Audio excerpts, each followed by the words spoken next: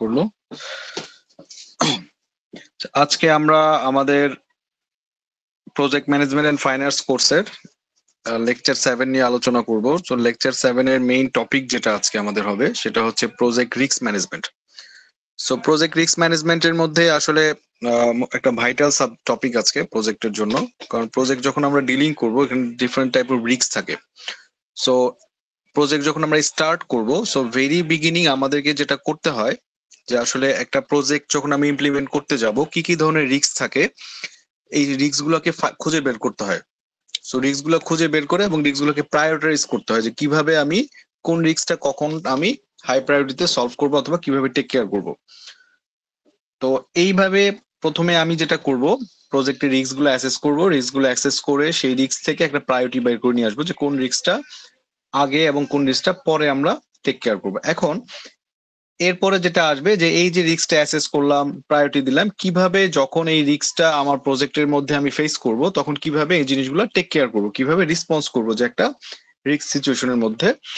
এবং এই যে প্ল্যানটা আছে সেই প্ল্যানটা কিন্তু আমি একদম ভেরি বিগিনিং করে নিব যে আমি কি কি ধরনের রিস্কের সম্মুখীন হব এবং আমি কিভাবে রিস্ক গুলো ট্যাকেল করব সেটা কিন্তু একদম প্রজেক্টের শুরুতেই প্ল্যানিং করে নিতে হবে।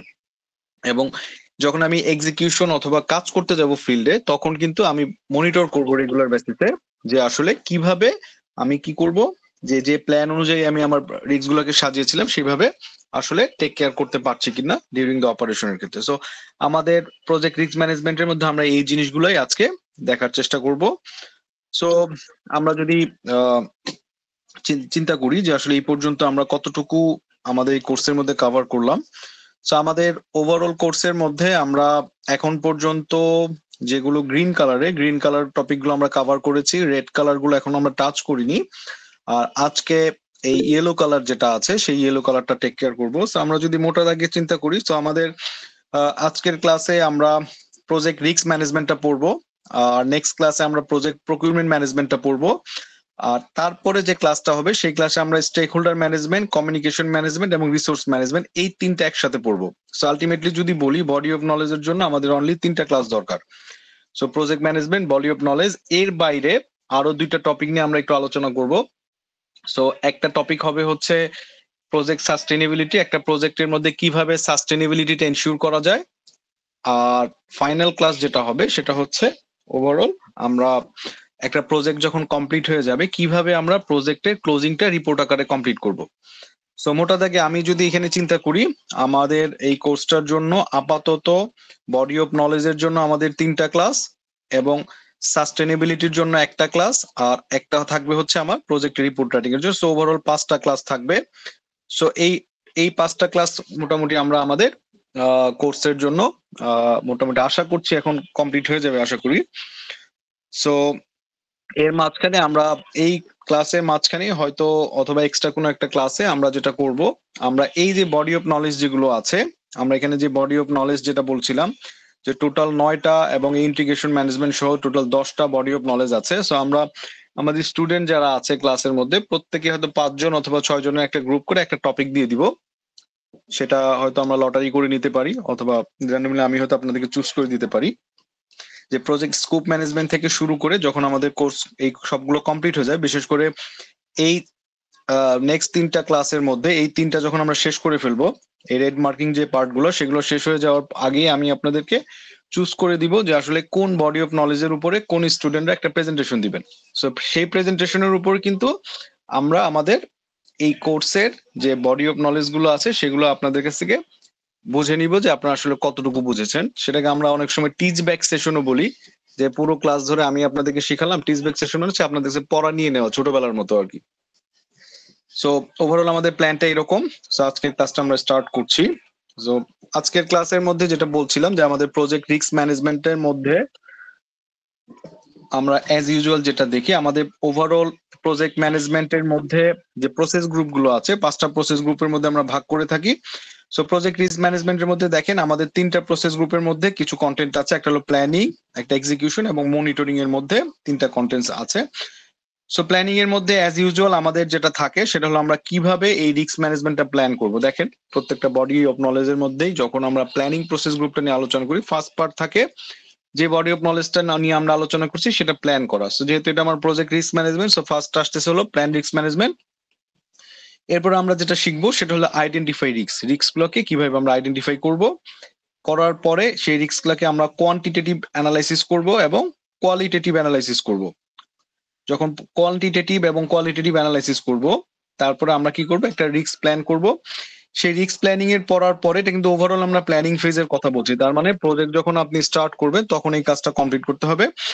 এরপরে এক্সিকিউশন প্রসেস ফেজ, যখন তার মানে আপনি যখন কাজটা করবেন, সেই কাজটা করার সময় কিন্তু এইখান থেকে যে রিস্ক রেসপন্স গুলো আসছে সেই রিস্ক রেসপন্স গুলোকে ইমপ্লিমেন্ট করতে হবে যখন আপনি কাজটা হাতে কলমে অথবা ফিল্ড লেভেলে কাজটা করতে যাবেন। এবং এখানে আরেকটা পার্ট আসবে, যখন আপনি কাজটা করতে যাবেন তখন দেখতে হবে যে আসলে যেভাবে আপনি প্ল্যান করেছেন ঠিক সেইভাবে কাজটা হচ্ছে কিনা, সেটাকে আমাদের মনিটরিংটা করতে হবে। সো মাথায় রাখবেন, প্রজেক্ট রিস্ক ম্যানেজমেন্টে 5টা বডি অফ প্রসেস গ্রুপের মধ্যে আমরা 3টা প্রসেস গ্রুপ নিয়ে আলোচনা করবো। একটা হলো planning process group, execution process group এবং মনিটরিং এবং কন্ট্রোলিং প্রসেস গ্রুপ। সো এর মাঝখানে আমরা একটু রিক্যাপ করি। আমরা আমাদের প্রথম দিকের ক্লাসগুলোতে আমরা বলেছিলাম যে রিস্কটা আসলে কি জিনিস। সো রিস্কটা যদি আমরা একটু ডিফারেন্ট ভাবে চিন্তা করি, আমার একটু রিক্যাপ করে নেই। রিস্কটা হলো যে কোনো জিনিস যেটা আমার আসলে প্রজেক্টের জন্য ক্ষতিকর, সেটাই হচ্ছে রিস্ক। যেমন ধরেন প্রজেক্টের, যদি আমরা ডিকশনারি ডেফিনেশন বলি যে আসলে বাই দ্য বুক কি বলে, বাই দ্য বুক বলতেছে হচ্ছে যে আপনার কোন একটা প্রজেক্টে কাজ করতে যাচ্ছেন, প্রজেক্টের যে রেজাল্ট আনার কথা সেই রেজাল্টটা আপনার আনতে পারছেন না, দ্যাট ইজ এ রিস্ক। তো আপনার যে টার্গেট দেয়া ছিল সেই টার্গেটটা আপনি মিট করতে পারতেছেন না, কেন পারতেছেন না সেটা একটা রিস্ক। সো কোনো একটা জিনিস যেটা আপনার প্রজেক্টের টার্গেটটাকে মিট করতে দিচ্ছে না, সেটাকে আমরা বলবো আমাদের প্রজেক্ট ম্যানেজমেন্টের ভাষায় প্রজেক্টের রিস্ক। এখন দেখেন, আপনি কিন্তু শিওর না যে প্রজেক্টের যে আনসার্টেনিটির কারণে, যেখানে দেয়ার ইজ এ পসিবিলিটি, যেখানে একটা পসিবিলিটি আছে যে এই ধরনের একটা অ্যাবনর্মাল সিচুয়েশন আসতে পারে এবং আপনার প্রজেক্টটা ডিলে হতে পারে, অথবা আপনার প্রজেক্টের কস্টিং বেশি হতে পারে, অথবা আপনার প্রজেক্টের কোয়ালিটি ডাউন হয়ে যেতে পারে, অথবা আপনার দেখা গেল একটা সার্টেন একটা প্রজেক্টের স্কোপ নিয়ে কাজ করতে গেলেন, দেখা গেল এমন একটা সিচুয়েশন আসছে যে আপনার প্রজেক্টের স্কোপটা বেড়ে গেল। সো এই ধরনের কেসগুলোকে আমরা কি করছি, রিস্ক বলছি। তার মানে আপনার প্রজেক্টের যে প্ল্যানিং আছে সেই প্ল্যানিং থেকে, অথবা প্রজেক্টের যে স্কোপ আছে, অথবা ট্রিপল কনস্ট্যান্ট যে পার্ট গুলো আছে, টাইম, কস্ট এবং আপনার যদি চিন্তা করেন স্কোপ, টাইম এবং কস্ট অথবা বাজেট, এই তিনটার পরিবর্তে অথবা যে টার্গেট গুলো দেওয়া আছে সেই টার্গেট গুলো যদি মিট করতে কোনো একটা অ্যাবনর্মাল সিচুয়েশন আপনাকে বাধা দেয়, সেই বাধাটাকে আমরা বলতেছি রিস্ক। এখন দেখেন, তো রিস্ক যদি চিন্তা করেন, আপনি কিন্তু শিওর না যে আপনার একটা প্রজেক্ট করছেন, এই প্রজেক্টের মধ্যে সামনে একটা বাধা আসতে পারে। সেই বাধাটার কারণে আপনি কিন্তু শিওর না 100% যে এরকম বাধা আসতেই পারে, বাট আপনি কিন্তু ধারণা করে নিতে পারেন যে এরকম একটা বাধা আসতে যাচ্ছে সামনে। সো এই যে বাধাগুলোর কথা চিন্তা করেন, ধরেন এই বাধাগুলোর মধ্যে কিন্তু একটা প্রবাবিলিটি থাকে।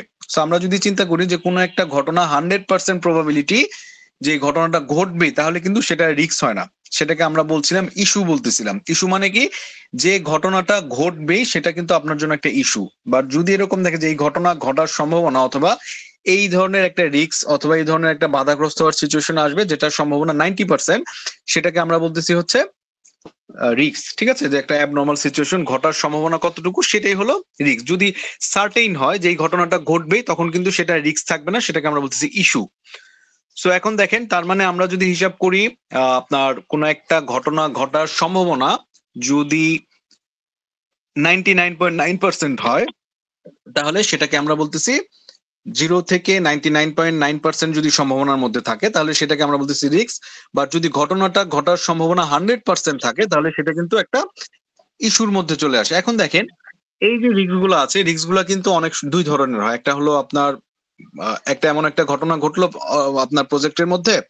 সো প্রজেক্টের কোন একটা ঘটনা ঘটার কারণে দেখা গেল যে আপনি প্রজেক্টের জন্য কিছু বেনিফিটেড হয়ে গেলেন, আবার অনেক সময় দেখা গেল প্রজেক্টের কারণে আপনি ক্ষতিগ্রস্ত হলেন। সো রিস্ক কিন্তু সবসময় যে খারাপ তা না, রিস্ক কিন্তু ভালো হতে পারে। কিরকম ভালো হতে পারে দেখেন, আমরা যদি একটা জিনিস চিন্তা করি যে প্রজেক্টের ক্ষেত্রে যে নেগেটিভ রিস্ক যেগুলো আছে, সেটা যদি নেগেটিভ কোনো রেজাল্ট নিয়ে আসে, সেটাকে আমরা বলতেছি থ্রেট। যে কোনো একটা অ্যাবনর্মাল সিচুয়েশন হলো যেটা আপনার প্রজেক্টটাকে পিছিয়ে দিতে পারে, অথবা ওভার বাজেটের কারণে হতে পারে। সবসময় মাথায় রাখেন, আপনার মেইন টার্গেট থাকবে হলো ট্রিপল কনস্ট্যান্ট, অথবা এই যে আমরা যে বডি অফ নলেজ পড়তেছি 9টা অথবা 10টা, সেই বডি অফ নলেজ গুলোর মধ্যে কোনো একটাতে যদি ইম্প্যাক্ট আসে, সেই ইম্প্যাক্টটার কারণে যদি নেগেটিভ ইম্প্যাক্ট আসে, সেটাকে আমরা বলতেছি থ্রেট। এবং যদি দেখা গেল কোনো একটা ঘটনার কারণে একটা পজিটিভ ইম্প্যাক্ট চলে আসবে, সেটাকে আমরা বলতেছি অপরচুনিটি। এখন আমরা যদি একটা এক্সাম্পল চিন্তা করি, যে আসলে নেগেটিভ, আমরা তো রিস্ক মানে নেগেটিভই বুঝি, পজিটিভ কিভাবে হয়। এখন সিম্পল একটা জিনিস চিন্তা করি, ধরেন আপনি পরীক্ষার মধ্যে আপনার পরীক্ষা দিচ্ছেন, পরীক্ষার মধ্যে কি হলো যে আপনার 4 সেট কোশ্চেনে অ্যান্সার করতে হবে, আপনার 3 সেট কমন পড়েছে, 1 সেট কমন পড়ে নাই। তো এখন কি হলো দেখেন, যে আপনি 3 সেট কোশ্চেন কমন পেলেন, 3 সেট লিখে ফেললেন। আর আরেক সেট কোশ্চেন হলো যে আপনি আপনার সামনে যে ফ্রেন্ড আছে, সেই ফ্রেন্ড পারে, তার কাছ থেকে যদি আপনি পরীক্ষার হলে কোন রকম একটু দেখে লিখতে পারেন, দ্যাট ইজ এ রিস্ক। কারণ টিচার যদি দেখে ফেলে যে আপনি দেখে লিখতেছেন, তাহলে কিন্তু ডেফিনেটলি আপনার জন্য ক্ষতিকর, আপনার হয়তো পরীক্ষা খাতা বাতিল করে দিতে পারে। বাট আপনি যদি চিন্তা করেন যে না, আমাকে দেখে লিখতেই হবে, whatever happen, there is a risk এবং দেয়ার ইজ এ অপরচুনিটি, যে আপনি যদি তার কাছ থেকে দেখে 2টা লাইনও লিখতে পারেন, তাহলে কিন্তু আপনি কয়েকটা মার্কস পাচ্ছেন। সো এইভাবে যদি চিন্তা করেন, রিস্ক মানে কিন্তু কিছু অপরচুনিটি আসে।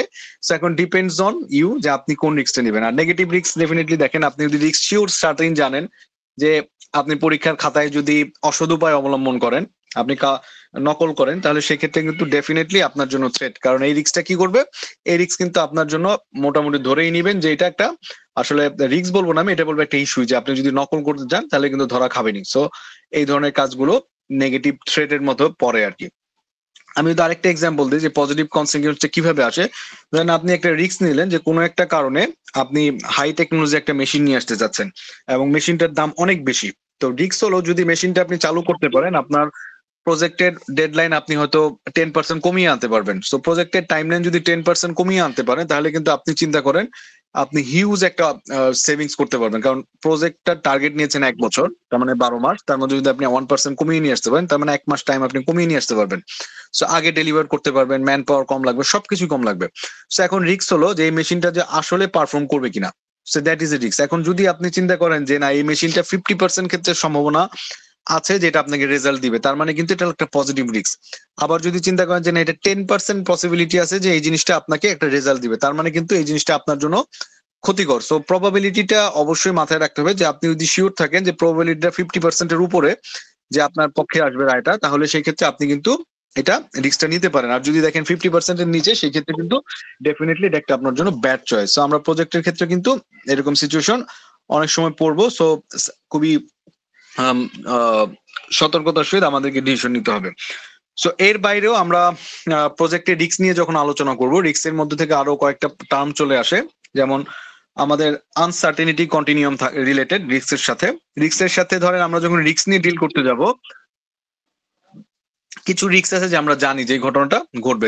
আমরা যদি এক্সাম্পল দেই, আপনি যদি অ্যালকোহল সেবন করেন, তাহলে আপনার লিভার নষ্ট হয়ে যাবে।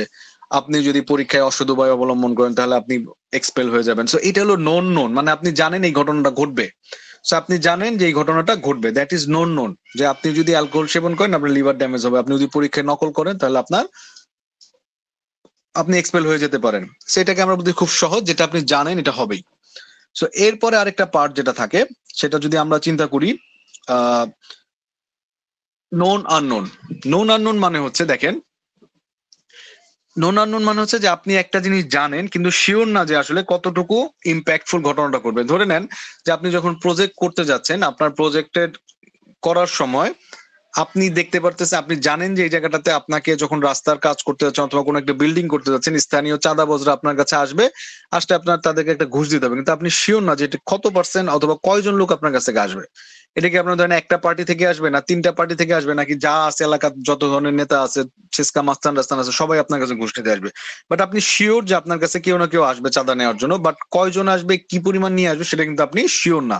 সো এই ধরনের সিচুয়েশন গুলোকে আমরা বলি নোন আননোন, যে আপনি জানেন যে এই ধরনের একটা অ্যাবনর্মাল সিচুয়েশন ঘটবে, বাট আপনি শিওর না যে এটা ইন্টেন্সিটিটুকু কতটুকু হবে। সো ইন্টেন্সিটিটা যদি আপনি জানতেন, তাহলে কিন্তু আপনি প্রপারলি এটার মেজারটা নিতে পারতেন। বাট যেহেতু আপনি জানেন অ্যাবনর্মাল ঘটবে, বাট ইন্টেন্সিটিটা আপনি জানেন না, সো এই জন্য এটাকে আমরা বলতেছি নোন আননোন। এরপর একটা আসতেছে যেটাকে আমরা বলতেছি আননোন। সো আননোন জিনিসটা কি কি জিনিস, দেখেন, আননোন মানে হচ্ছে আমি জানি না কিন্তু জানি। কিরকম দেখেন, যেমন ধরেন আপনি এমন অনেক কিছু পড়ছেন, ধরেন আপনি ইউনিভার্সিটির ফার্স্ট ইয়ারে অনেক কিছু পড়ছেন, যে থার্ড ইয়ার আসার পর অনেক কিছু ভুলে গেছেন আপনি। তার মানে আপনি কিন্তু জানেন, কিন্তু এই মোমেন্টে আপনার জিনিসটা মাথায় আসতেছে না। তার মানে এটা কিন্তু আপনার আননোন নোন, মানে হচ্ছে আপনি জিনিসটা জানেন কিন্তু এই মোমেন্টে আপনার কাছে আননোন। আপনি যদি আবার আরেকবার রিভাইজ দেন, আরেকবার রিভিশন দেন, তাহলে কিন্তু জিনিসটা আপনার কাছে নোন হয়ে যাবে। সেম একইভাবে আপনি যখন প্রজেক্টের কাজ করতে যাবেন, দেখা গেছে যে অনেক সময় দেখা গেল এমন অনেক টার্ম আছে আপনি জানেন যে এই টার্মটা আপনি পড়ে আসছেন, বাট এক্সাক্ট জিনিসটা কি সেই জিনিসটা কিন্তু আপনি জানেন না, আপনার মাথায় নেই। সো সেই জিনিসটাকে আমরা বলতেছি আননোন নোন ফ্যাক্ট। আর আননোন যে লাস্ট পার্ট যেটা আছে, আননোন যদি আমরা বলি যে আননোন জিনিসটা কি, আননোন মানে হচ্ছে এমন একটা ঘটনা যেটা আপনি জানেনই না, এবং এই জিনিসটা যে ঘটতে পারে সেটা আপনার আইডিয়াই নাই, এবং এই জিনিসগুলো প্রিভিয়াস যত প্রজেক্ট আছে সেই প্রজেক্টও ঘটে নাই। আপনার প্রজেক্ট যখন হ্যান্ডেল করতে যাবেন তখন কমপ্লিটলি আননোন একটা ঘটনা ঘটলো, যে এরকম প্রজেক্টের ক্ষেত্রে এরকম একটা ঘটনা ঘটছে অথবা একটা রিস্কি সিচুয়েশন ক্রিয়েট হয়েছে, যে ঘটনাটা ইন ফিউচারে হয়তো গত 100 বছরও হয় নাই। তার মানে এটা কমপ্লিট আননোন, এবং এই জিনিসটা যে আপনি রিস্কে আনবেন সেটাও আননোন। তো এখন আমরা জিনিসটা বলতেছিলাম যে যদি আমরা নোন সিচুয়েশনে পড়ি, নোন সিচুয়েশনের ক্ষেত্রে আমাদেরকে কি করতে হয়, আমাদের একটু মাথায় রাখতে হবে নোন সিচুয়েশনের ক্ষেত্রে অথবা নোন রিস্কের ক্ষেত্রে আমরা কি করি, কন্টিনজেন্সি রিজার্ভ রাখি। তো আমরা জানি যে এই ধরনের সিচুয়েশন, একটা অ্যাবনর্মাল সিচুয়েশন আসবে, তাহলে অ্যাবনর্মাল সিচুয়েশন যেহেতু আমরা জানি আসবে, তাহলে কিন্তু একটা আইডিয়া করতে পারি যে আসলে কি পরিমাণ একটা ইম্প্যাক্ট আসতে পারে। তো সেই ইম্প্যাক্টটা যাতে আমার প্রজেক্টে খুব বড় আকারে ইম্প্যাক্ট না ফেলে, সেই জন্য আমরা কি করি, বাজেটের মধ্যে একটা কন্টিনজেন্সি রিজার্ভ রাখি। সো কন্টিনজেন্সি রিজার্ভ কিন্তু নট অনলি বাজেটের ক্ষেত্রে হয়, সেক্ষেত্রে কিন্তু আপনি আপনার টাইমের ক্ষেত্রেও রাখতে পারেন, আপনার স্কোপের ক্ষেত্রেও রাখতে পারেন। সো ইন্টেন্সিটি মাথায় রাখেন, আমরা কিন্তু ট্রিপল কনস্ট্যান্ট বলছি। সো যখন আমার নন রিস্ক আসবে, রিস্ক কিন্তু শুধুমাত্র বাজেটের উপরে আসবে না, সেটা কিন্তু আপনার স্কোপের উপরে আসতে পারে, সেক্ষেত্রে কিন্তু আপনার টাইমের ক্ষেত্রেও আসতে পারে। সো এই প্রত্যেকটা জিনিসের ক্ষেত্রে কিন্তু আপনাকে কন্টিনজেন্সি রিজার্ভটা রাখতে হবে। আর আননোন রিস্ক যেটা আছে, আপনি জানেন না যে আননোন রিস্কটা কিরকম আসতে পারে। সো দ্যাটস ওয়াই এইটা টেক কেয়ার করার জন্য আমরা আগেও পড়েছি যখন কস্ট এবং বাজেট নিয়ে কাজ করছিলাম, যে ম্যানেজমেন্ট রিজার্ভ বলে একটা টার্ম থাকে, যা আসলে ইন ফিউচারে এমন কোনো ঘটনা ঘটতে পারে যে ঘটনাটা আপনার কোনোভাবেই জানেন না।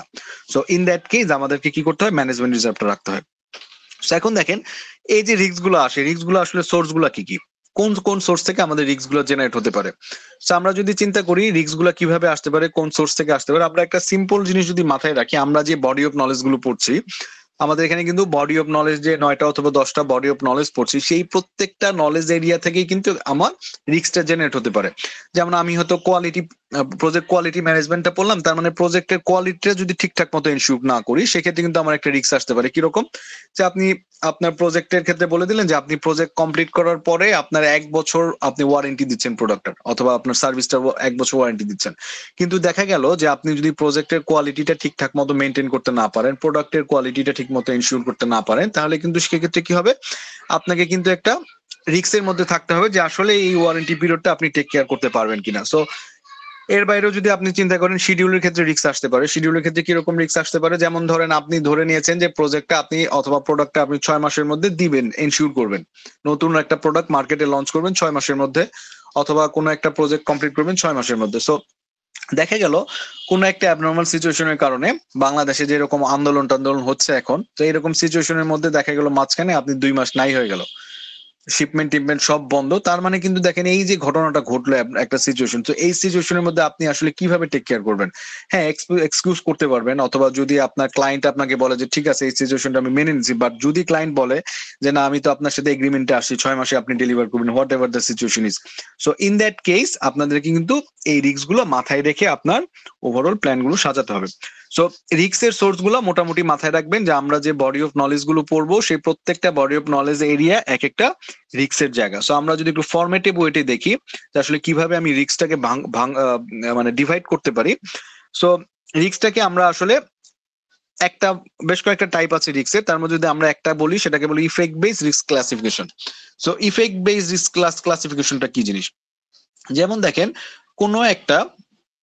কোনো একটা জায়গাতে ইম্প্যাক্ট যা আছে, ধরেন কোনো একটা প্রজেক্ট অথবা রিস্কের কোনো একটা ঘটনা ঘটলো, যে ঘটনাটা কি করলো এমন একটা রিস্কি সিচুয়েশন ক্রিয়েট করলো, এটার ইম্প্যাক্টটা কি করলো আমার এই বডি অফ নলেজ গুলোকে ইম্প্যাক্ট ফেলতে পারে। যেমন ধরেন একটা রিস্কি সিচুয়েশনের কারণে দেখা গেল যে আপনার প্রজেক্টের কস্ট 10% বেড়ে গেল, আপনার একটা ভূমিকম্প হলো, ভূমিকম্পের কারণে আপনার প্রজেক্টের টাইমলাইন হয়তো আপনি 15 দিন বাড়িয়ে দিতে হলো।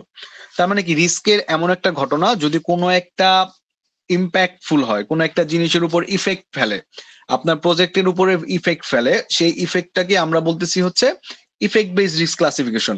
মাথায় রাখি যে আপনার যদি শিডিউলের উপর ইম্প্যাক্ট ফেলে, আপনার যদি কস্টের উপর ইম্প্যাক্ট ফেলে, আপনার যদি প্রোডাক্ট কোয়ালিটির উপর ইম্প্যাক্ট ফেলে, অথবা স্কোপের উপর ইম্প্যাক্ট ফেলে, এই যে কোন জিনিসটার উপরে ইফেক্ট আসতেছে সেই ইফেক্ট বেসড রিস্ক ক্যালকুলেশন করি। সো এই ইফেক্ট বেসড রিস্ক ক্যালকুলেশনের মধ্যে কিন্তু মোস্টলি আমার বডি অফ নলেজ যে এরিয়াগুলো আছে সেই রিস্ক গুলোতেই আসে।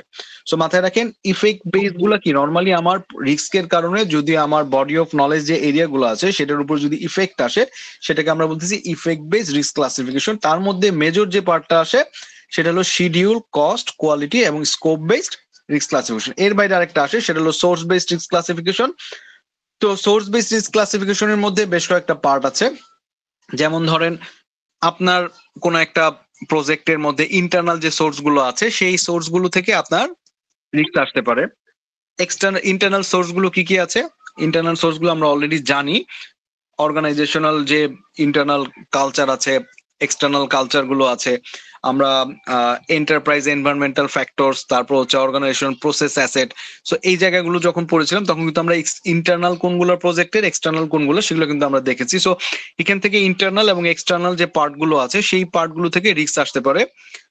টেকনিক্যাল জিনিস থেকে আসতে পারে, নন টেকনিক্যাল জিনিস থেকে আসতে পারে। যে আপনার প্রজেক্টটা যদি টেকনিক্যাল হয় তাহলে আপনি নতুন একটা প্রোডাক্ট মার্কেটে নতুন একটা টেকনোলজি লঞ্চ করতে চাচ্ছেন। এখন দেখেন নতুন টেকনোলজি যখন লঞ্চ করবেন এটা কিন্তু হাইলি রিস্কি। যদি ক্লিক করে যায় তাহলে কিন্তু আপনার জন্য বেটার। যেমন ধরেন আমরা যদি 4-5 বছর আগের কথা চিন্তা করি যে বাংলাদেশে কি হয়েছে, একটা উবার নামে একটা অ্যাপস লঞ্চ হয়েছিল। কি করলো? সে রাইড শেয়ারিং সেবা দিচ্ছে। সেটা কিন্তু টোটালি টেকনিক্যাল একটা প্রোডাক্ট। সো এখন টেকনিক্যাল এই যে সিচুয়েশনটা আছে সামহাও কোনো কারণে এই সেবাটা যদি বাংলাদেশে ক্লিক না করতো তাহলে কিন্তু পুরোটা কিন্তু হাইলি রিস্কি একটা এনভায়রনমেন্ট ছিল যে পাবলিক এটা একসেপ্ট করতেছে না। সো এটাকে আমরা বলতেছি technical risk. Non technical risk আসতে পারে কিভাবে?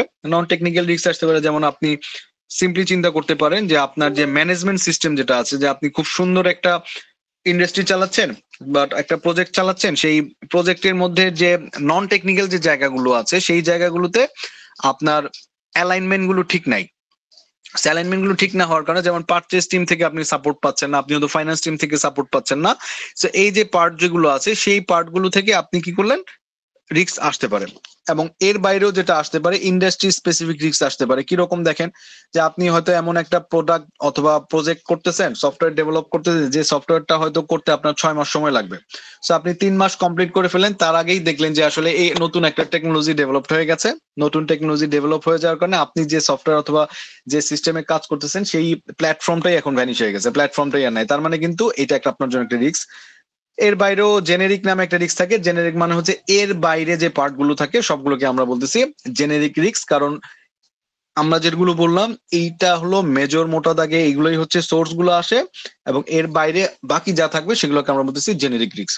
তো আমরা যদি পরীক্ষার মধ্যে এরকম আসে যে আসলে রিস্কের ক্লাসিফিকেশন গুলো কিসের উপর বেস করে হয়, কয়েকটা নাম লিখো, তাহলে আমরা কি করব, ইফেক্ট বেসড রিস্ক ক্লাসিফিকেশন এবং সোর্স বেসড যে রিস্ক ক্লাসিফিকেশন আছে সেইখান থেকে কয়েকটা টার্ম আমরা লিখে দিব পরীক্ষার মধ্যে। এখন দেখেন কেন এই রিস্ক নিয়ে আলোচনা করা দরকার। সো আমরা যদি রিস্কের কথা চিন্তা করি, কেন এই রিস্কটা দরকার, রিস্ক ম্যানেজমেন্টটা কেন দরকার। সে ধরেন আপনার কিছুক্ষণ আগে একটা এক্সাম্পল দিলাম যে আপনি একটা প্রজেক্ট নিয়ে কাজ করছেন, অথবা একটা সফটওয়্যার অথবা একটা ওয়েব ডেভেলপমেন্ট ডিজাইন নিয়ে কাজ করতেছেন। সো দেখা গেল যে প্রথম 6 মাস পরে আপনার ক্লায়েন্টকে এটা ডেলিভারি করার কথা, যে আপনি হিউজ একটা ইনভেস্টমেন্ট নিয়ে আগাচ্ছেন। ক্লায়েন্ট বলেছে যে আপনাকে একটা ইনিশিয়াল পর্যায়ে না যাওয়া পর্যন্ত আপনাকে কোনো পেমেন্ট কিছুই করবে না, শুধু অ্যাডভান্স দিয়ে রেখেছে। সো আপনি 3 মাস পরে দেখলেন যে আসলে যে প্ল্যাটফর্মে কাজ করেছেন এখন নতুন একটা অনেক বড় প্ল্যাটফর্ম চলে আসছে, যে প্ল্যাটফর্মের মধ্যে দেখা গেল যে আপনারা হয়তো নতুন যেহেতু প্ল্যাটফর্ম, আগের প্ল্যাটফর্ম গুলো পুরোটাই অবসোলেট হয়ে যাচ্ছে 3 মাসের মধ্যে, এবং আগামী 3 মাসের মধ্যে নতুন প্ল্যাটফর্মের মধ্যে আপনাকে নিয়ে আসতে হবে। সো আমরা যদি একটু এক্সাম্পল চিন্তা করি, ব্যাক ইন 2005 অথবা 6 এর দিকে, তখন নোকিয়া ফোনের প্ল্যাটফর্ম ছিল সিম্বিয়ান অপারেটিং সিস্টেম নিয়ে কাজ করলো, এবং তারপরে স্যামসাং নতুন করে কি করলো, অ্যান্ড্রয়েড অপারেটিং সিস্টেম নিয়ে আসলো গুগলের। সো ইন দ্যাট টাইম দেখা গেল যে অ্যান্ড্রয়েডের এত পরিমাণে অ্যাপস এর ডেভেলপার ক্রিয়েট হলো, দেখা গেল সিম্বিয়ানের ডেভেলপারই নাই। সো আলটিমেটলি ওই টাইমে দেখা গেল যে পরিমাণ ইনভেস্টর অথবা যারা সিম্বিয়ানের মধ্যে ইনভেস্ট করেছিল তারা কিন্তু দিন শেষে সিম্বিয়ান থেকে মুখ ফিরে অ্যান্ড্রয়েডের মধ্যে চলে গেল। সো এতে করে দেখা গেল যে একটা সময় পরে নোকিয়ার যে সিম্বিয়ানের যে অ্যাপ স্টোরটা ছিল সেই অ্যাপ স্টোরটা কিন্তু নাই হয়ে গেল, এবং দেখা গেল যে আপগ্রেডেশন না থাকতে থাকতে আস্তে আস্তে ভ্যানিশ হয়ে গেছে। সো এটা কিন্তু একটা রিস্ক, মেজর রিস্ক। সো আপনাকে কিন্তু এই জিনিসটা মাথায় রাখতে হবে যে আসলে চোখ কান খোলা রাখতে হবে। আরেকটা জিনিস যেটা নিয়ে আমরা আলোচনা করতেছিলাম, যে আমরা যদি চিন্তা করি যে একটা প্রজেক্টের লাইফ সাইকেলের মধ্যে যদি এরকম হয় যে আমাদের প্রজেক্টের একটা লাইফ সাইকেল, মানে এইখানে প্রজেক্ট শুরু করবে, এখানে প্রজেক্ট শেষ হয়ে যাবে, এবং এইটাকে আমরা যদি রিস্কের কথা চিন্তা করি, লো রিস্ক এবং হাই রিস্ক, এবং এটা যদি কস্টিং এর কথা চিন্তা করি, তো তার মানে একটা প্রজেক্ট সিম্পলি চিন্তা করেন যত বেশি সামনের দিকে আগাবে তত কিন্তু প্রজেক্টের রিস্কটা কমতে থাকবে, প্রজেক্টটা তত রিস্কটা কমতে থাকে। মাথায় একটু বোঝার চেষ্টা করি যে প্রজেক্টটা যত সামনের দিকে অথবা আপনি ডেলিভারির দিকে নিয়ে আসতে পারবেন তত কিন্তু রিস্ক ফ্যাক্টরটা কমে আসবে। আর ইন্টারেস্টিং পার্ট দেখেন, যদি আপনি প্রজেক্টের লাইফ সাইকেলের যদি চিন্তা করেন, শুরুর দিকে আপনার কিন্তু কস্টিং এর কথা যদি চিন্তা করেন, কস্টিং কিন্তু খুব বেশি না, বাট আপনি যত শেষের দিকে যাবেন তত কিন্তু কস্টিং এর পরিমাণটা অনেক বেশি হবে। তার মানে দেখেন আপনার সামহাও কোনো কারণে এই প্রজেক্টের রিস্ক এবং প্রজেক্টের যে কস্টটা আছে সেটা কিন্তু রিভার্স রিলেশন, একটা হলো যত যায় তত রিস্ক কমতে থাকে, এবং যত কস্টিং এর ক্ষেত্রে কি হয়, যত প্রজেক্ট ক্লোজের দিকে থাকে তত কিন্তু খরচের পরিমাণ বাড়তে থাকে। সো ইন দ্যাট ফেক্ট আপনি যদি এই পয়েন্টে এসে কোনো কারণে প্রজেক্টের কারেকশন করেন অথবা চেঞ্জ আনেন, তাহলে কিন্তু আপনার দেখেন একটা হিউজ পরিমাণ ইম্প্যাক্ট। ধরেন আপনি এই পরিমাণ একটা বাজেট আপনি খরচ করে ফেলেছেন, এই সময় এসে যদি আপনি প্রজেক্টটা পরিবর্তনের কথা চিন্তা করেন কোন একটা সিচুয়েশনে, সেই ক্ষেত্রে কিন্তু এইটুক যে আপনি ইনভেস্ট করছেন এইটুকু কিন্তু লস হয়ে যাওয়ার সম্ভাবনা থাকে। সো যেহেতু আপনার প্রজেক্টটা খুবই আপনি চাইলেই অনেক খরচ করতে পারবেন না, তো সেই ক্ষেত্রে কিন্তু এই জিনিসটা মাথায় রেখে রিস্ক অ্যানালাইসিস করতেই হয় আমাদেরকে, কস্টিং এর জন্য মাথায় রেখে। সো এর বাইরে আমরা আরো কয়েকটা ডেফিনেশন শিখবো। ডেফিনেশনের মধ্যে একটা আসে হচ্ছে রিস্ক টলারেন্স। আমরা রিস্কটাকে দেখেন, আমরা রিস্কটাকে কিন্তু একটা কোয়ান্টিটেটিভ ফর্মে নিয়ে আসবো। যেমন ধরেন আপনি রিস্ক কতটুকু রিস্কি আপনি কিভাবে বুঝবেন। আমরা সামনে শিখবো যে কিভাবে আসলে রিস্কটাকে একটা নাম্বারে নিয়ে আসে, অথবা আমরা কিছুক্ষণ আগে বলছিলাম যে আমরা আমাদের ক্লাসে রিস্কের প্রায়োরিটি করা শিখবো, যে কোন রিস্কটা কতটুকু গুরুত্বপূর্ণ। সো রিস্কটাকে আমরা একটা কোয়ান্টিটির মধ্যে নিয়ে আসবো, এবং রিস্কের কোয়ান্টিটির মধ্যে নিয়ে আসার পরে আমরা ফাইন্ড আউট করার চেষ্টা করব যে আসলে কতটুকু পর্যন্ত রিস্ক হলে, অথবা রিস্কের কত ক্যাটাগরি পর্যন্ত। ধরে নেন আমি চিন্তা করলাম যে আমার রিস্ক হলো 100 পর্যন্ত একটা মার্কিং থাকবে, 0 থেকে রিস্ক থাকবে হচ্ছে 100 পর্যন্ত। আমরা সামনে দেখছি কিভাবে করবো, আপাতত বোঝার জন্য ধরে নেই যে কোনো একটা জিনিস 0 থেকে 100 পর্যন্ত রিস্ক থাকবে। আমি চিন্তা করলাম যে 50% যদি এরকম হয়, এই 50% রিস্ক পর্যন্ত যদি আমার থাকে, তাহলে আমি এটাকে রিস্কের মধ্যে গণাই ধরবো না। যদি 50 থেকে 100 এর মধ্যে রিস্ক আসে সেটাকে আমি রিস্ক ধরবো। সো এটাকে বলতেছে রিস্ক টলারেন্স। রিস্ক টলারেন্স হচ্ছে যে 50 থেকে 100 পর্যন্ত যদি আসে সেটাকে আমরা বলতেছি রিস্ক রিস্ক টলারেন্স। মানে হচ্ছে 0 থেকে 100 পর্যন্ত যদি টোটাল রিস্কটা হয়, 0 থেকে 50 পর্যন্ত আমি ধরবোই না যেটা কোনো রিস্কি। তার মানে আমার রিস্ক টলারেন্স আসতেছে কত, 50 থেকে 100 যেটা আছে সেটাকে আমি বলবো হচ্ছে রিস্কের টলারেন্স। আচ্ছা, রিস্ক অ্যাপিটিট। এখন রিস্ক অ্যাপিটিটটা মানে কি দেখেন, রিস্ক অ্যাপিটিট মানে হচ্ছে সেম একইভাবে আমরা যদি চিন্তা করি যে আসলে কোনো একটা আপনি ঠিক কতটুকু রিস্ক একসেপ্ট করবেন। যেমন আমরা কিছুক্ষণ আগে যেটা এক্সাম্পল দিচ্ছিলাম, আমরা যদি 0 থেকে 100 পর্যন্ত রিস্ক চিন্তা করি, এবং এটা যদি চিন্তা করি যে 50 পর্যন্ত রিস্ককে আমি গণাই ধরবো না, আর 50 থেকে 100% হলে সেটাকে আমি কি করব, রিস্ক হিসাবে কাউন্ট করবো। তার মানে আমরা কি বলতেছিলাম, 50 থেকে 100 পর্যন্ত হচ্ছে রিস্ক টলারেন্স, আর এই যে 0 থেকে 50 পর্যন্ত যে পার্টটাকে আমরা কি করলাম, বলতেছি যেটা আমার কাছে গণার মধ্যেই নাই, তো এটাকে আমরা বলতেছি রিস্ক অ্যাপিটিট। আর এরপরে রিস্ক অ্যাপিটিট যদি আমরা চিন্তা করি, রিস্ক অ্যাপিটিট এবং রিস্ক থ্রেশহোল্ড দুটো অলমোস্ট কাছাকাছির মধ্যেই চলে আসে। সো আমরা একটা জিনিস চিন্তা করি যে এই 50 যে পয়েন্টটা আছে সেই 50টাকে আমরা বলতেছি হলো রিস্ক থ্রেশহোল্ড। রিস্ক থ্রেশহোল্ড মানে হচ্ছে এই 50 যে পয়েন্টটা বলতেছি সেটাকে আমরা বলতেছি 50, যে 50-র উপরে গেলে সেটাকে রিস্ক কাউন্ট করতেছি, রিস্ক 50-র নিচে আসলে সেটাকে আমি রিস্ক কাউন্ট করতেছি। এই 50টাকে বলতেছি রিস্ক থ্রেশহোল্ড ভ্যালু। আর এই 0 থেকে 50 পর্যন্ত যে রেঞ্জটা আছে সেটাকে আমরা বলতেছি রিস্ক অ্যাপিটিট, কারণ 30 হলেও কি করব, আমি কিন্তু এটাকে অ্যাবজর্ব করে নিচ্ছি। সো রিস্ক অ্যাপিটিট এবং রিস্ক থ্রেশহোল্ড অলমোস্ট কাছাকাছি লেভেলের, আর রিস্ক টলারেন্সটা হলো ঠিক কোন রেঞ্জের মধ্যে আমি আমার রিস্কটাকে অ্যাকসেপ্ট করবো, যে আসলে কোনটাকে আমি টেক কেয়ার করবো। সো অ্যাজ ইউজুয়াল আমরা কিছুক্ষণ আগে আলোচনা করছিলাম যে আমাদের যখন প্রজেক্ট রিস্ক ম্যানেজমেন্টটা পড়বো তখন আমাদের এইখানে যদি প্ল্যানিং প্রসেস গ্রুপের কথা চিন্তা করি, প্ল্যানিং প্রসেস গ্রুপের মধ্যে এই 5টা পার্ট থাকে। তার মধ্যে ফার্স্ট পার্ট ছিল হচ্ছে প্ল্যান রিস্ক ম্যানেজমেন্ট, প্রত্যেকটা পার্টে তাই ছিল, প্রত্যেকটা বডি অফ নলেজের মধ্যে ফার্স্ট পার্ট ছিল রিস্ক ম্যানেজমেন্ট। সেখানে আমরা কি করব, ফার্স্টে একটা রিস্ক গুলোকে আইডেন্টিফাই করব, রিস্ক আইডেন্টিফাই করার পরে সেটাকে কোয়ান্টিটিভ এবং কোয়ালিটিভ অ্যানালাইসিস করব, করার পরে সেটাকে আমরা কি করব, রিস্ক কিভাবে মিটিগেট করা যায় অথবা কিভাবে আমি টেক কেয়ার করবো সেটাকে ফাইন্ড আউট করব। সেম একইভাবে কিভাবে রিস্কটাকে ইমপ্লিমেন্ট করব যখন আমি কাজ করতে যাব, এবং ফাইনালি কাজ করার সময় মনিটর করতে থাকবো। সো এইটা হচ্ছে টোটাল প্ল্যানিং এর মধ্যে থাকতেছে এটা থাকতেছে হলো এক্সিকিউশনের মধ্যে, আর এটা থাকতেছে হলো মনিটরিং এবং কন্ট্রোলের মধ্যে। সো পরীক্ষার মধ্যে এরকম হতে পারে যে প্রজেক্ট রিস্ক ম্যানেজমেন্টের মধ্যে প্ল্যানিং প্রসেস গ্রুপে কি কি আছে, সেই প্ল্যানিং প্রসেস গ্রুপের টুলস গুলো নিয়ে আলোচনা করো। পরীক্ষার মধ্যে কি আসতে পারে যে প্রজেক্ট রিস্ক ম্যানেজমেন্টের প্ল্যানিং প্রসেস গ্রুপে কি কি টুলস আছে সেই টুলস গুলো আলোচনা করো। সো আমরা যদি আগে এগিয়ে যাই, তো ফার্স্ট পার্ট যেটা আসছে কিভাবে আমি রিস্কটাকে ম্যানেজ করব। সো আমরা অ্যাজ ইউজুয়াল যেটা করি, সো এটা আমরা জাস্ট একটু দেখবো, কারণ আমাদের এই প্ল্যান রিস্ক ম্যানেজমেন্ট পার্ট গুলো কি পরবর্তীতে যে পার্ট গুলো আছে সেই পার্ট গুলো কিন্তু রিস্ক ম্যানেজমেন্টের প্ল্যানের মধ্যে চলে আসে। সো এটার মধ্যে আমরা যেটা দেখবো প্রথমে টুলস এবং টেকনিক কি আছে এবং আমাদের আউটপুট গুলো কি আছে। সো আমরা এখানে যে টুলস এন্ড টেকনিক গুলো আছে সেই টুলস এন্ড টেকনিক গুলো ইউজ করলে আমরা একটা রিস্ক ম্যানেজমেন্ট প্ল্যান পাবো। সো আমরা টুলস এন্ড টেকনিক গুলো যদি চিন্তা করি যে আমরা এইখান থেকে একটা রিস্ক ম্যানেজমেন্ট প্ল্যানের মধ্যে কি কি ধরনের জিনিস আসতে পারে, কি কি ধরনের কম্পোনেন্ট আসতে পারে রিস্ক ম্যানেজমেন্ট প্ল্যানের মধ্যে। সো আমরা একটু টেমপ্লেটস দেখবো, তার আগে আমরা একটু দেখে নিই যে আসলে রিস্ক ম্যানেজমেন্ট প্ল্যানের মধ্যে কি কি কম্পোনেন্ট আনতে পারে। সো আমরা একটা পরীক্ষার মধ্যে এরকম আসতে পারে যে আসলে discuss the components of risk management plan. পরীক্ষার মধ্যে কি আসতে পারে যে discuss the components of the risk management plan. যদি থাকে তাহলে আমরা কি করব, এইখানে যে কম্পোনেন্টস গুলো আছে সেই কম্পোনেন্টস গুলো আমরা লিখে দিতে পারি।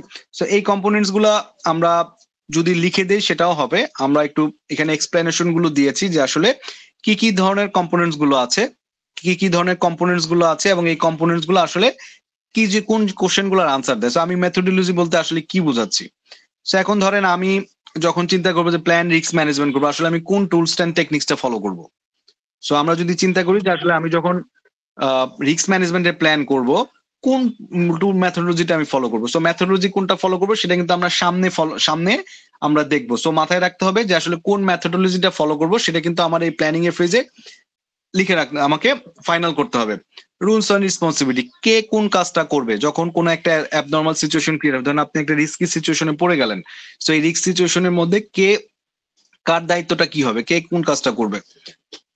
বাজেট এবং শিডিউলের পার্ট থাকবে, রিস্ক ক্যাটাগরি থাকবে। যেমন ধরেন আমরা যেটা বলছিলাম যে আপনি ধরেন 0 থেকে 50 পর্যন্ত যে রিস্ক গুলো আছে সেগুলোকে আপনি গণাই ধরলেন না। সো 50 থেকে 100 পর্যন্ত যে রিস্ক গুলো আছে সেগুলোকে আপনি হয়তো টেক কেয়ার করবেন। এখন 50-তে যে রিস্কটার 50% প্রবাবিলিটি আর যে রিস্কটার 99.9% প্রবাবিলিটি, সে দুটো কিন্তু সেম না। সো এখন যে ঘটনাটা 99.9% প্রবাবিলিটি সেটা কিন্তু আপনার জন্য হাই রিস্কি প্রোডাক্ট। আবার যেটা 50% চান্স আছে হওয়ার জন্য সেটা কিন্তু আপনার 50% হতেও পারে, নাও হতে পারে। সো সেই ক্ষেত্রে ক্যাটাগরি গুলো ফাইন্ড আউট করবেন কিভাবে। এমন হতে পারে যে আপনি হয়তো 50 থেকে 100% পর্যন্ত যে হওয়ার প্রবাবিলিটি সেটাকে আপনি হয়তো 2টা অথবা 3টা ক্যাটাগরিতে ভাগ করলে একটাকে তো risk category A category, B category, C category ভাঙলেন। সো প্রথমে আপনি কি করলেন, এই ক্যাটাগরি গুলোকে টেক কেয়ার করলেন, তারপরে বি ক্যাটাগরি করলেন, তারপরে সি ক্যাটাগরি করলেন। সো এইভাবে রিস্ক গুলোকে ক্যাটাগরি করতে হবে। এরপরে আমরা যেটা শিখবো সেটা হলো risk probability and impact matrix. সেই টার্মগুলো নিয়ে ভয় পাওয়ার কিছু নাই, যেহেতু আমরা যখন এইটার প্ল্যানিং এর মধ্যে কি করবো, আমরা এই টোটাল সিকোয়েন্স পুরো ক্লাসটা শেষ করার পরে যা যা শিখবো সবগুলোই কিন্তু প্ল্যান রিস্ক ম্যানেজমেন্টের মধ্যে আসবে। সো মাথায় ভয় পাওয়ার কিছু নাই। সো রিস্ক প্রবাবিলিটি এবং ইম্প্যাক্ট কিভাবে করা যায়, কিভাবে আমি ট্র্যাকিং করব যে আসলে আপনি যে ঠিকঠাক মতো কাজ করতেছেন সেটা ঠিক আছে কিনা, রিস্ক ডকুমেন্টেশন গুলা যে আপনি রিস্ক যেগুলো আছে ঠিকঠাক মতো মেনটেন করছেন কিনা, সেই জিনিসগুলো আমরা দেখবো আমাদের ওভারঅল রিস্ক ম্যানেজমেন্ট। সো এখান থেকে ইন্টারেস্টিং কোশ্চেন যেটা হতে পারে যে আসলে রিস্ক ম্যানেজমেন্টের কম্পোনেন্ট গুলা কি কি আছে সেই কম্পোনেন্ট গুলা লিখো।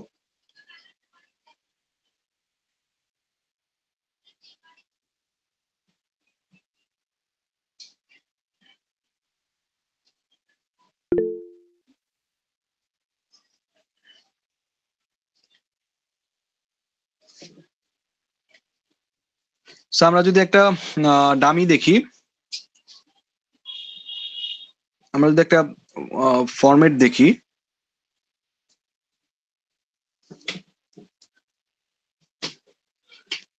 আমরা যদি একটা টেমপ্লেট দেখি যে আসলে রিস্ক ম্যানেজমেন্ট প্ল্যানের মধ্যে কি কি থাকে।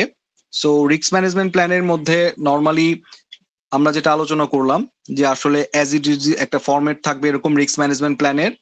মেথোডোলজি কোনটা ফলো করব সেটা আমরা সাবসিকুয়েন্ট যে সামনে যে জায়গাগুলোতে যাব, কিভাবে আমি ফাইন্ড আউট করব, রিস্ক ফাইন্ড আউট করব, কিভাবে কোয়ালিটিভ অ্যানালিসিস করব, সেই জিনিসগুলো থেকে এখানে মেথোডোলজি গুলো আমরা ফাইন্ড আউট করব।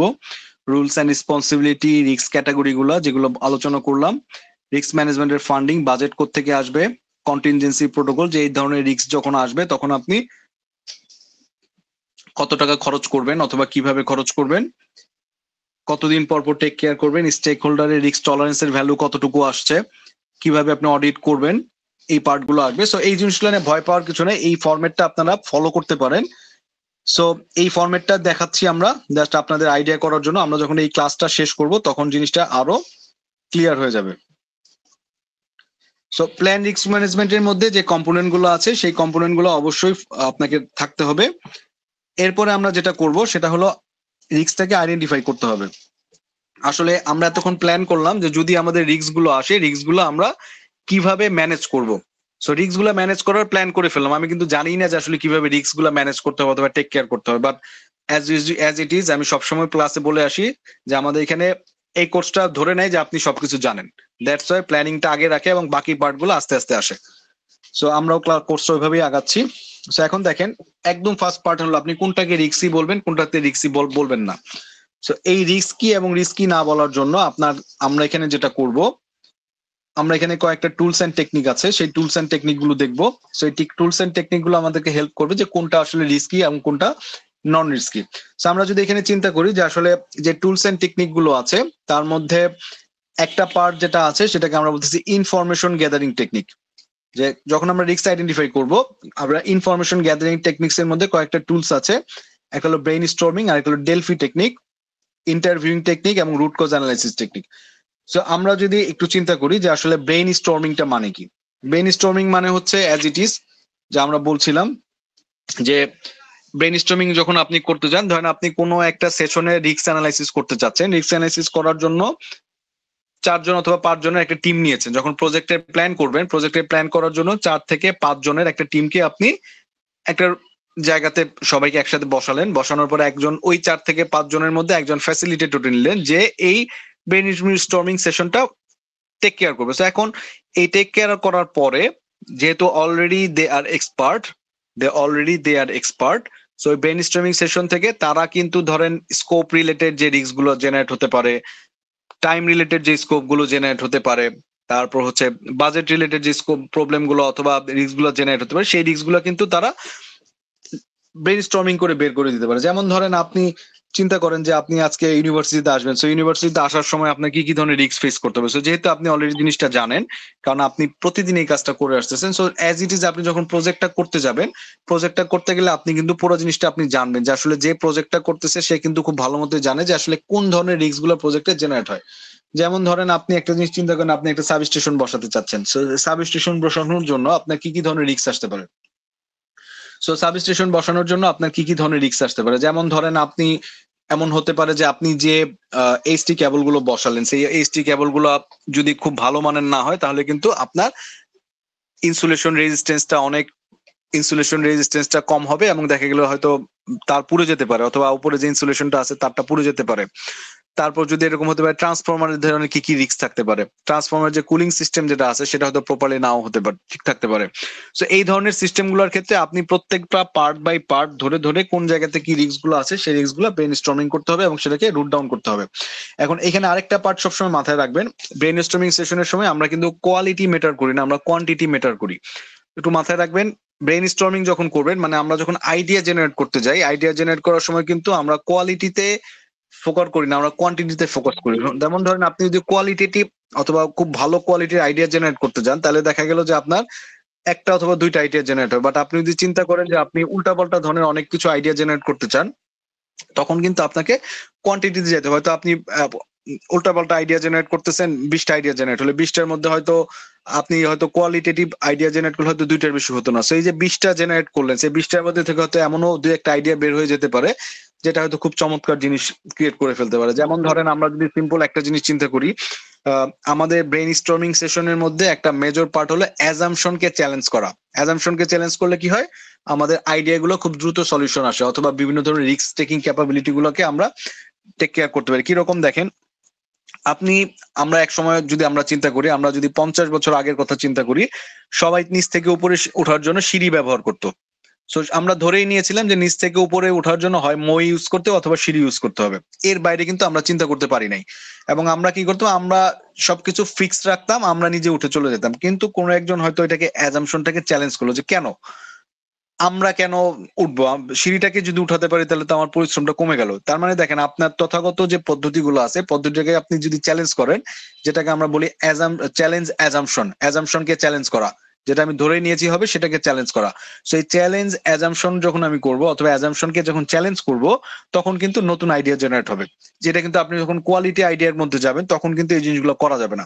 এখন দেখেন তারপরে আরেকটা জিনিস চিন্তা করে দেখেন যে আসলে সিঁড়ির মধ্যেই হইতে হবে কেন, যখন আপনি অ্যাজাম্পশনকে চ্যালেঞ্জ করছেন সিঁড়ির মতোই হইতে হবে কেন, সিঁড়ি ছাড়াও তো আমি উপরে উঠতে পারি। যেমন এরপরে কিন্তু আমার লিফট আসলো, সেগুলো কিন্তু ব্রেইন স্টর্মিং এর ফসল, বাট এই জন্য কি করছে আমরা কোয়ান্টিটিটাকে মেটার করব, নট কোয়ালিটিটাকে। সো ব্রেইন স্টর্মিং এর মাধ্যমে আমরা কি করতেছি, ফার্স্টে দেখেন একজন ফ্যাসিলিটেটর থাকবে, উনি 4 অথবা 5 জনকে নিয়ে একটা ব্রেইন স্টর্মিং সেশন করবে। সেশন করার পরে অনেক ধরনের আইডিয়া আসবে, যেটার মধ্যে আমরা কি করব কোয়ান্টিটিটাকে কভার করবো। এখন এই কোয়ান্টিটির মধ্যে তখন আমরা একদম ফাইনাল স্টেজে এসে 4 থেকে 5 জন ভোটাভুটি করে অথবা ফাইন্ড আউট এর মাধ্যমে বের করবে যে আসলে কোন আইডিয়া গুলোকে নিয়ে ইন ফিউচারে কাজ করা যায়। সেম একইভাবে যখন আমরা রিস্ক নিয়ে কাজ করব, রিস্ক রিলেটেড যে আইডিয়া গুলো আছে সেই রিস্ক গুলো আমরা ফাইন্ড আউট করে এগুলো লিস্ট আউট করব, লিস্ট আউট করে এই লিস্ট গুলোকে আমরা কি করব মিটিগেট করার প্ল্যান করব। এটাকে আমরা বলতেছি ব্রেইন স্টর্মিং সেশন। স্যার এরপর জি বলেন। যদি কোশ্চেন এরকম থাকে যে কোয়ালিটি অথবা কোয়ান্টিটি এটা কোনটার ভিতরে হচ্ছে ভালো, কোনটা বেস্ট, আপনার মতামত দিন, তাহলে আমরা কিভাবে লিখবো? মানে কোয়ালিটি।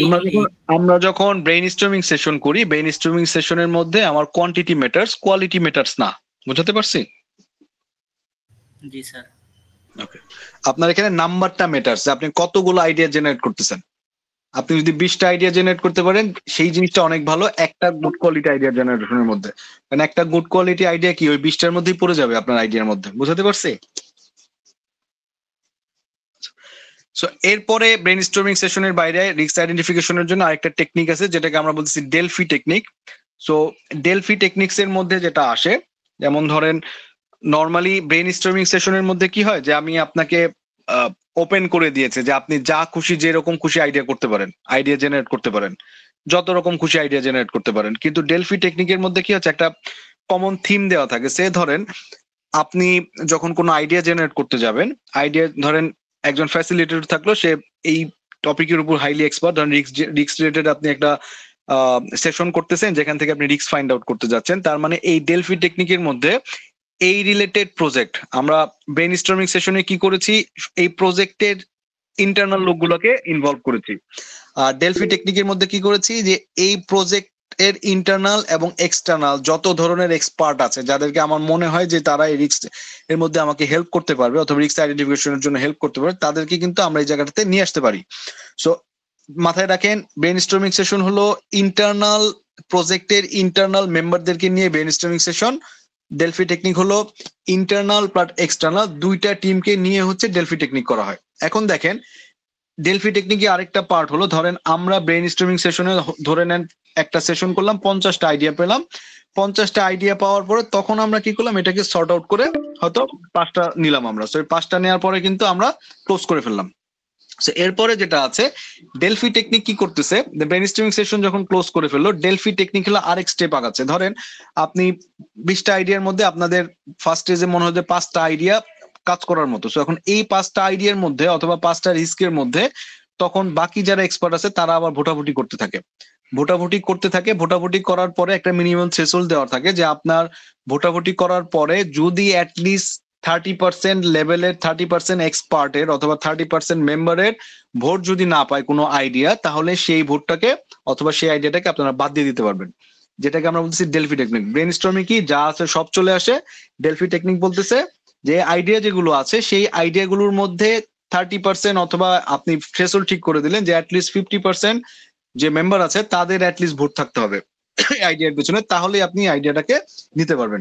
এবং ফাইনালি আলটিমেটলি এটা থেকে কি করে সর্টিংটা প্রপারলি আসে। যেমন দেখেন আমরা কিন্তু ব্রেইন স্টর্মিং এর মধ্যে বলছিলাম quantity matters, quality doesn't matters, আর ডেলফি বলতেছে কোয়ান্টিটিও ম্যাটার্স, কোয়ান্টিটি থেকে কোয়ালিটিটাকে আমরা খুঁজে বের করব। এটা হলো ডেলফি এবং ইসের পার্থক্য। এরপরে থার্ড পার্ট যেটা আসছে সেটাকে আমরা বলতেছি মাইন্ড ম্যাপিং। মাইন্ড ম্যাপিং এর মাধ্যমে কিভাবে আমরা রিস্ক আইডেন্টিফাই করতে পারি।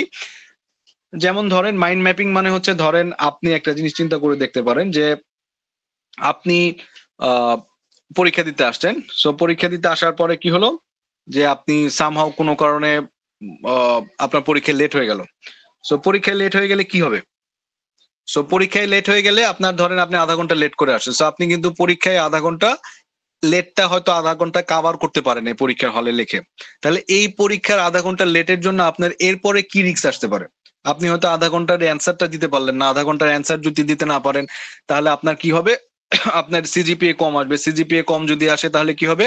এটা থেকে হয়তো আপনি এই সেমিস্টার স্কলারশিপটা মিস করবেন। সো এই স্কলারশিপটা যদি মিস করেন তাহলে কি হবে? আপনার এডিশনাল একটা ফান্ড জেনারেট করতে হবে। সেই ফান্ডটা কোত্থেকে জেনারেট করতে হবে? সো কোত্থেকে আপনি জেনারেট করবেন ওই জায়গা পর্যন্ত আপনাকে যেতে হবে, যেটাকে আমরা বলতেছি মাইন্ড ম্যাপিং। মাইন্ড ম্যাপিং মানে হচ্ছে যে আপনি একটার পর একটা ডালপালা গজাবেন, কোন একটা রিক্সের ডালপালা গজিয়ে একদম শেষ পর্যন্ত যাবেন, যেখান থেকে এটা সলিউশনের একটা পর্যায়ে চলে আসবে। যেমন বলতেছিলাম আমরা পরীক্ষা আধা ঘন্টা দেরি করার ইম্প্যাক্টটা কোথায় আসলো গিয়ে, যে আপনার এডিশনাল একটা ফান্ড জেনারেট করে রাখতে হবে। সো এই ফান্ড জেনারেটটা যাতে আপনি করে রাখতে পারেন, এটাই হলো আমার রিস্ক। যে রিস্ক হলো যে আপনি আধা ঘন্টা লেট করে আসছেন, লেট করে আসলে আপনি ফান্ডটা জেনারেট করে সেই রিস্কটাকে টেক কেয়ার করতে পারবেন। সো মাইন্ড ম্যাপিংটা আসলে এইভাবেই, যে ছোট ছোট আপনার ঘটনাটাকে আমরা মাইন্ড ম্যাপিং এর মাধ্যমে করতে পারি। যেমন ধরেন এটা যদি আপনি চিন্তা করেন পরীক্ষায় 30 মিনিট লেট করে আসছেন, লেট করে আসার কারণে পরীক্ষা খারাপ হয়েছে। সো এই পরীক্ষা খারাপ হওয়ার কারণে রেজাল্ট খারাপ আসছে, রেজাল্ট খারাপ আসার কারণে আপনার কি হয়েছে? স্কলারশিপ মিস হয়েছে, স্কলারশিপ মিস হওয়ার কারণে আপনার এডিশনাল ফান্ড করতে হয়েছে। সো দেখেন এই পুরোটাই হলো আপনার মাইন্ড ম্যাপিং টেকনিক। সো এই মাইন্ড ম্যাপিং টেকনিকের মধ্যে দেখেন আপনার কিন্তু সিচুয়েশন একটা, কিন্তু প্রত্যেকটা কিন্তু আপনার জন্য রিস্কি সিচুয়েশন। সে প্রত্যেকটা রিস্কি সিচুয়েশন কিন্তু মাইন্ড ম্যাপিং এর মাধ্যমে চলে আসতেছে। সো এটাকে আমরা অনেক সময় ফল ব্যাক সিচুয়েশনও বলি, যে আপনার একটা সিচুয়েশন বাকি অনেকগুলো সিচুয়েশনকে ক্রিয়েট করে। আমরা অনেক সময় এটাকে বলি ফল ব্যাক সিচুয়েশন অথবা ফল ব্যাক রিস্কও বলি। সো এখন দেখেন আমরা রিস্ক যখন আইডেন্টিফাই করে ফেলবো, দেখেন ব্রেন স্টর্মিং এর মাধ্যমে করলাম, ডেলফি টেকনিকের মাধ্যমে করলাম, আমরা মাইন্ড ম্যাপিং এর মাধ্যমে রিস্ক গুলো ফাইন্ড আউট করলাম। ফাইন্ড আউট করার পরে আমরা একটা রিস্ক রেজিস্টার বানাবো। রিস্ক রেজিস্টার গুলো হচ্ছে ঠিক এইরকম। সো আমরা একটা জিনিস যদি চিন্তা করি যে আমরা এই রিস্কটা কিভাবে ফাইন্ড আউট করব, সো আমরা যদি চিন্তা করি যে আমাদের ডাব্লিউবিএসসি স্ট্রাকচারটার কথা আপনার যদি মনে থাকে, ডাব্লিউবিএসসি স্ট্রাকচারের মধ্যে কি ছিল? যে মেজর একটা টাস্ক ছিল, এটা থেকে সাব টাস্ক ছিল। তো এই সাব টাস্ক থেকে যদি আমরা চিন্তা করি এখান থেকে হয়তো আরো দুইটা সাব টাস্ক ছিল, সেখান থেকে হয়তো আরো দুইটা সাব টাস্ক ছিল। সো এইটাকে আমরা বলতেছিলাম ডাব্লিউবিএক্স। একদম এটা হলো মেইন টাস্ক থেকে নিচের দিকে চলে আসছে। সো সেম একই ভাবে আমরা যদি এগুলাকে এক একটাকে অ্যাক্টিভিটি চিন্তা করি, যে এটা হলো আমার এ, বি, সি, ডি, এটাকে যদি আমরা ই বলি, এটাকে যদি আমরা এফ বলি, এবং এটাকে যদি বলি জি বলি, তার মানে ওভারঅল যদি চিন্তা করি প্রজেক্টের রিস্কটা কিন্তু জি হবে। এখন এইটাকে আমরা বলতেছি অ্যাক্টিভিটি, অ্যাক্টিভিটি, এটা হলো অ্যাক্টিভিটি রিস্ক ই এফ। আর এটাকে আমরা বলতেছিলাম কি work package risk. Work package risk কি এ, বি, সি, ডি, এটাকে বলতেছি অ্যাক্টিভিটি রিস্ক, এটা হলো প্রজেক্টের রিস্ক। সেম একইভাবে আমরা যদি চিন্তা করি যে আমরা এই অ্যাক্টিভিটি অনুযায়ী, এই অ্যাক্টিভিটির মধ্যে কি কি ধরনের রিস্ক আছে, অ্যাক্টিভিটি গুলো কি নিয়ে তৈরি, আমার এই ওয়ার্ক প্যাকেজ গুলো নিয়ে তৈরি। সো আমার এইখানে যদি চিন্তা করেন যে এই অ্যাক্টিভিটি গুলোর মধ্যে ধরে নিচ্ছি আমি এগুলো যদি আমার অ্যাক্টিভিটি হয়, তাহলে এই অ্যাক্টিভিটিতে কি কি রিস্ক আছে, রিস্কের কারণটা কি, রিস্কটা কি রিস্ক এবং এটার ইফেক্টটা কি আসতে পারে। সিম্পলি যদি আমরা একটা এক্সাম্পল চিন্তা করি, যেখানে প্রত্যেকটা অ্যাক্টিভিটি ওয়াইজ বের করে ওভারঅল প্রজেক্টের একটা রিস্ক, তার মানে এখানে আমার যে পার্টটা আছে সেই রিস্কটা বের করছে। সো ওভারঅল প্রজেক্টের রিস্ক যদি আসে, এখানে দেখেন একটা রিস্ক কি, যে আমার এখানে লেবার ডিসপিউট হতে পারে। আমরা ধরে নিচ্ছি একটা এক্সাম্পল, যে লেবার ডিসপিউট হতে পারে। রিস্ক কি, মে কল স্ট্রাইক, তারা কাজ করা বন্ধ করে দিল। বন্ধ যদি করে দেয় তাহলে ইফেক্ট কি, labour will not come to the work, কাজ করতে পারবেন। এখন দেখেন আলটিমেটলি যদি সিচুয়েশন এইটা হয়, তার মানে দেখেন আপনার টার্গেট কি হবে, যে এখানে যদি এই ধরনের ঘটনা ঘটে তাহলে কিন্তু আপনার প্রজেক্ট স্টপ হয়ে যাবে। ওরা যদি কাজ করা বন্ধ, তাহলে কিভাবে টেক কেয়ার করবেন? টেক কেয়ার করার জন্য ফার্স্টে দেখেন আপনি কিন্তু জানেন এই সিচুয়েশন ঘটতে পারেন, আজকে বসে ডিসিশন নিচ্ছেন, কারণটা কি, রুট কজটা কি, রুট কজটা ফাইন্ড আউট করবেন, রিস্ক ওনারকে একজনকে দায়িত্ব দিয়ে দিবেন। এই ধরনের সিচুয়েশন হলে কিভাবে ট্যাকেল করবেন, এই ধরনের সিচুয়েশনটা আপনি বুঝবেন কিভাবে, এই ধরনের ঘটনা ঘটতে যাচ্ছে কিভাবে আপনি রিস্কটা বুঝবেন যে এই ধরনের একটা সিচুয়েশন আসতেছে। আপনি তো একবারে সবাইকে জমায়েত হইতে দিবেন না। এবং এখানে ক্যাটাগরিটা কি, রিস্ক যেহেতু ক্যাটাগরিটা আছে, আমরা বলতেছিলাম যে রিস্কের ক্যাটাগরি আমরা হাই রিস্ক, মিডিয়াম রিস্ক এবং লো রিস্ক এই ক্যাটাগরিতে আমরা ভাগ করে নিতে পারি। যদি হাই রিস্ক হয় এটা হয়তো আমাকে ইমিডিয়েটলি টেক কেয়ার করতে হবে। যদি মনে হয় যে না লেবার ডিসপিউট আমার এখানে প্রতিদিনই ঘটে, পান্তাভাত হয়ে গেছে আমার এখানে, তাহলে এটাতে আপনি লো রিস্ক দিতে পারেন। আবার যদি মনে করেন যে না মাঝে মাঝে ঝামেলা হয়, সেক্ষেত্রে আপনি হয়তো মিডিয়াম রিস্ক দিতে পারেন। সেম একইভাবে এইটা হলো আমাদের একটা রিস্ক রেজিস্টার। এই রিস্ক রেজিস্টারের মধ্যে আপনি যে ব্রেন স্টর্মিংটা করলেন, ব্রেন স্টর্মিং করে এটার কস্টটা, ইফেক্টটা কি এবং রুট কজ কি, এবং এই কাজটা যখন ঘটবে, ধরেন এখানে এবিসি নামে কেউ একজন আছে, তাকে আপনি দায়িত্ব দিয়ে দিলেন যে এই ধরনের সিচুয়েশন যখন আসবে তুমি এটা টেক কেয়ার করবা। কিভাবে করবা? ঝামেলা হইলে কি করবা? পুলিশে কল করবা। সো এখানে রেসপন্সটা কি? পুলিশে কল করবা। পুলিশে করবা ট্রিগার কি? যখন দেখবা 10 জনের বেশি লোক 10 মিনিট 10 জনের মতো একটা লোক কোন রকমের স্লোগান দিচ্ছে অথবা 10 মিনিটের বেশি এক জায়গায় কাজ বন্ধ করে বসে আছে, তখন এটা ট্রিগার পয়েন্ট। সো এইটা হয়তো ফাইন্ড আউট আপনারা করে নিতে পারেন। সো এইভাবে আমরা প্রথমে অ্যাক্টিভিটির অনুযায়ী আমরা কি করব, এই পয়েন্টগুলো বের করে নিব, তারপরে ওভারঅল প্রজেক্টের রিস্ক গুলো আমরা টেক কেয়ার করবো, এবং সাথে সাথে কে এটাকে টেক কেয়ার করবে যখন এই সিচুয়েশনটা অ্যারাইজ হবে, এবং কিভাবে এই রেসপন্স গুলোকে, কিভাবে জিনিসগুলো সলিউশন করবে, সেই জিনিসগুলো কিন্তু দেয়া থাকবে, যেটাকে আমরা বলতেছি রিস্ক রেজিস্টার। সো তার মানে যখন আমরা রিস্কটা আইডেন্টিফাই করব, তিনটা মেথড ফলো করতে পারি। একটা হলো ব্রেইন স্টর্মিং, একটা হলো মাইন্ড ম্যাপিং, আর একটা হচ্ছে ডেলফি মেথড। যখন ফাইন্ড আউট করার পর একটা রিস্ক রেজিস্টারের মধ্যে কি রিস্ক জেনারেট হতে পারে এবং কি কারণে এই জিনিসগুলা যদি জেনারেট করে, কিভাবে আমরা জিনিসগুলো সলভ করব, সেই জিনিসটা রিস্ক রেজিস্টারের মধ্যে লেখা থাকবে। এখন পরীক্ষার মধ্যে কি আসতে পারে? পরীক্ষার মধ্যে আসতে পারে যে কোনো একটা সিচুয়েশন দেওয়া হতে পারে, দেওয়ার পরে বলে হতে পারে যে তুমি একজন প্রজেক্ট ম্যানেজার যখন একটা সাবস্টেশন ডিজাইন করতে গেলা, সাবস্টেশন ডিজাইন করতে যাওয়ার পর দেখা গেল যে কোনো একটা কি সাবস্টেশন যখন সেট আপ করবা, কি কি ধরনের রিস্ক আসতে পারে, সেই রিস্ক গুলা ফাইন্ড আউট করো। ফাইন্ড আউট করার পরে কিভাবে তুমি রেসপন্স করবে একটা রিস্ক রেজিস্টারের মাধ্যমে দেখাও। আবারও বলছি, হয়তো পরীক্ষায় আসতে পারে যে তুমি একজন প্রজেক্ট ইঞ্জিনিয়ার অথবা প্রজেক্ট ম্যানেজার হিসাবে একটা সাবস্টেশন ডিজাইন করতে যাচ্ছ অথবা সাবস্টেশনের প্রজেক্ট করতে যাচ্ছ। সেই ক্ষেত্রে ব্রেইন স্টর্মিং এর মাধ্যমে অথবা মাইন্ড ম্যাপিং এর মাধ্যমে অথবা ডেলপি মেথডের মাধ্যমে রিস্ক যে রেজিস্টারের মাধ্যমে রিস্ক রেজিস্টারে তোমার রিস্ক যে গুলো আছে সেগুলো আইডেন্টিফাই করো, এবং আইডেন্টিফাই করে পটেনশিয়াল সলিউশন গুলো দেখাও। সো এরপরে যেটা আসতেছে, আমরা আমাদের এই ক্লাসটা শেষ হয়ে গেলে আমরা আমাদের একটা নতুন লিংক দিব। সো সেই নতুন লিংকে সবাই জয়েন করব। আমরা এখনই আমাদের একটা নতুন লিংক দিচ্ছি, সেই সবাই নতুন লিংকে জয়েন করি। জয়েন করে তারপরে আমরা আমাদের ক্লাসটা কন্টিনিউ করব।